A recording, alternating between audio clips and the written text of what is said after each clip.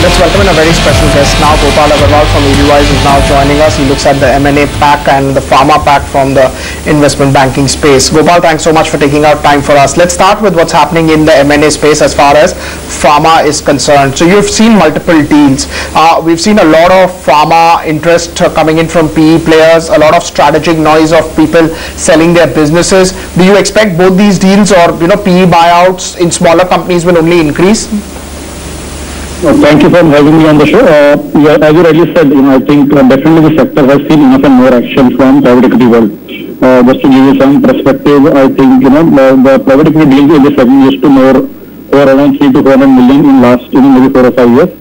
That volume has increased to almost $2 billion last year, and I expect that this will become close to $4 billion within the coming 18 months.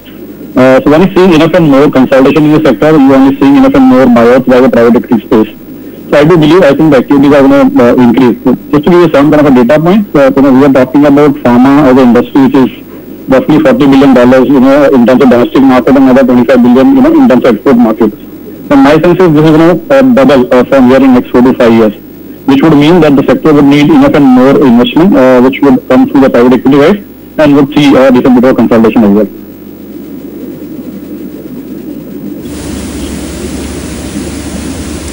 Right. And what do you think about the Indian Pharma pack? Now when we talk about the Pharma pack, people are talking about China plus one strategy for manufacturing. A lot of people globally are also talking about Pharma plus one India strategy for the Pharma pack. Do you think that will have an impact? Good. So just to again give you some data numbers, the overall, let's say, and one of the biggest beneficiaries of that would be the API sector. So just to give you some numbers there as well, roughly, the API market world over is around $250 billion. And currently exports from India is only worth $4 billion. And someone like China does close to 35 billion, which is almost like 10 times of India. So even if one was to, have a situation where 10% of China, what we call API market was to move in India, we're talking about Indian market doubling.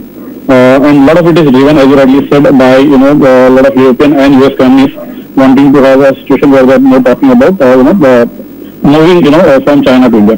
So to that extent, of course, one sees enough and more, let's say, growth in the sector. And one of the reasons, why the sector would see enough and more growth as well is that earlier, the API company used to be kind of smaller in size. One has seen enough and more scale in this. The companies have grown large in size, and which is where, as I said, a lot of private equities are coming, and they are not only investing, let's say, growth capital, but what they are doing is they are doing buyouts. So a lot of, consolidation is going to happen in this space, and private equity players, according to me, will play a large role in this consolidation. Because this industry would require a decent amount of capex, especially the companies which are in API segment, which are into contract manufacturing, which are into the bulk drug. These industries do require X amount of capex, and which is where the private equity guys will come handy. And you have seen some of the recent investment by the likes of KKR, Advent, and Carlyle. So there is enough and more appetite, I would say, for investors to invest in this kind of segment.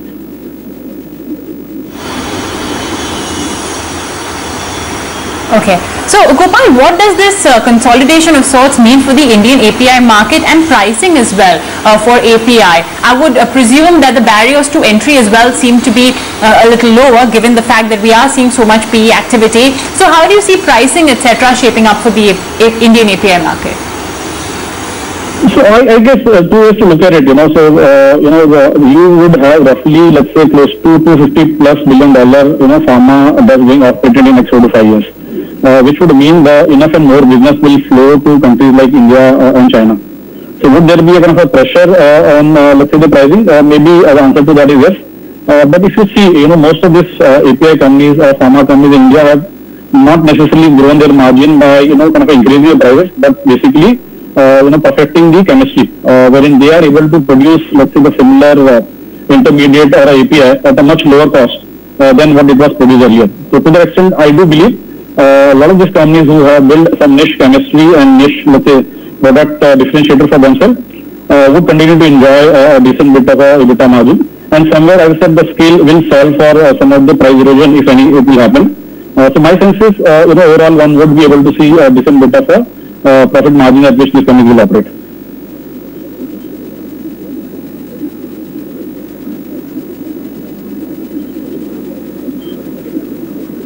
You mentioned that the pharma segment.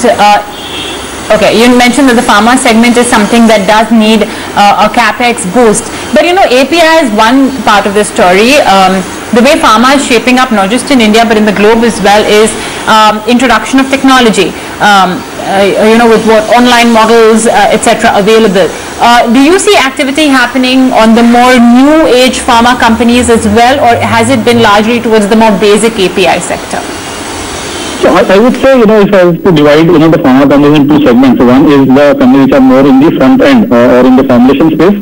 I think those companies are going to probably grow at maybe a bit of a steady pace. The other segment, which is either the API, the contract manufacturing, the bulk drug, or supply of consumables in general, to the pharma or pharma intermediates, is something which is going to see enough and more growth.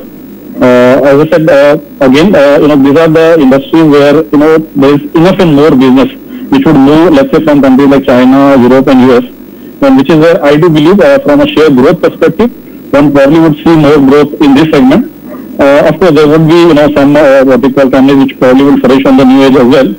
But my sense is largely the Indian pharma market is going to be driven by this.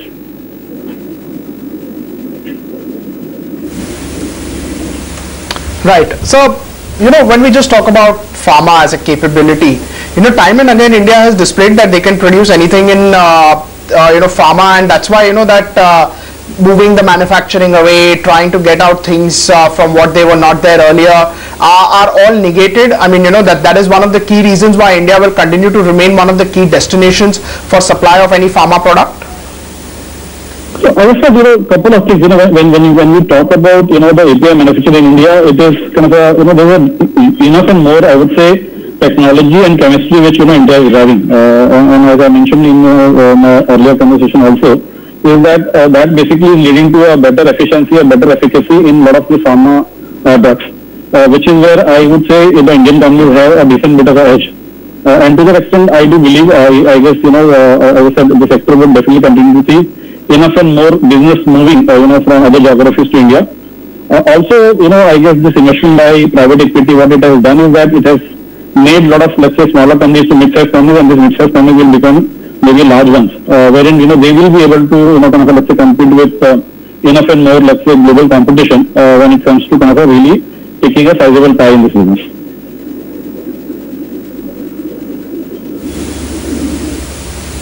Right, sir. Thank you so much, sir, for taking out time for us. Always good to get perspective from you. That was, of course, a discussion on the farm.